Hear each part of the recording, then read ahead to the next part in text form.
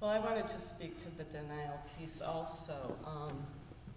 It is a symptom of the disease of addiction, and for me it took me a long time to wrap my head around that concept.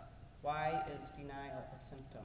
And I remember a therapist saying to me, you know, it's just like when you have a cold, you sneeze, it's the same thing. But it is probably the most prominent part of that piece of addiction. And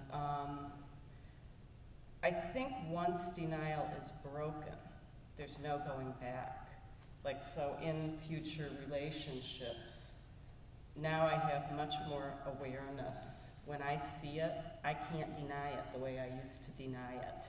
I do these things and I don't think about me all the time, but I keep focused on me. That's a tool I do. We have something called sponsorship in AA and Al-Anon, where somebody who, I like how they live, I might want what they have in terms of their lifestyle, how they deal with things. I ask them to sponsor me, maybe somebody who's been around longer, and they help me work the 12 steps of AA and Al-Anon. And it gives so much new awareness that I don't have to do it all by myself.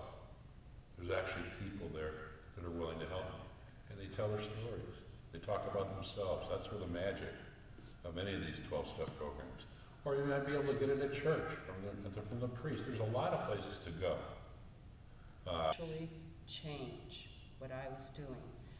And Al-Anon really taught me how to do that. Yes, there are 12 steps, but they're very open guides to living that you can apply to yourself and your life in a way that works for you. And, you know, it's a gradual process and a program of recovery for me, and that's really how I learned how to initiate change in my behavior and myself and my life. So. I can definitely attest to the difference between going through a divorce while in a recovery program and going through a divorce not.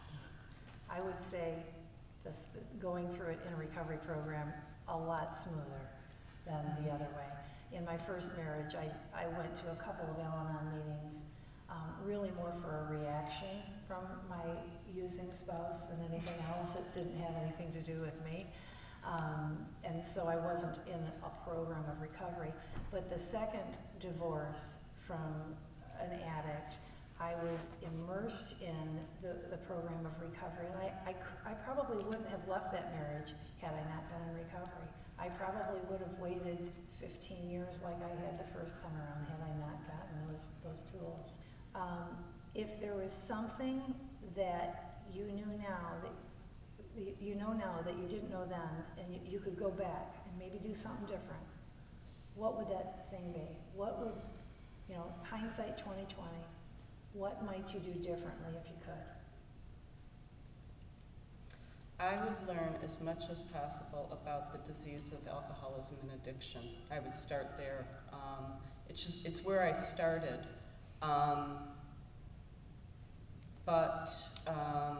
You know, I played the game, I shouldn't say I played the game, but the game was played in the marriage and the relationship of codependency and addiction, and then the other person getting sober for a while, and then me having hope and thinking it was going to work, and then them relapsing, and that was the cycle that I didn't really recognize could drag out as long as it possibly could. So I think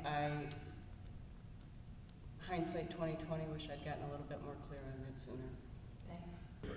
And I mean, success in this stuff is by asking for the help.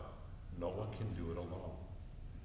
That's where suicides are created from after divorce.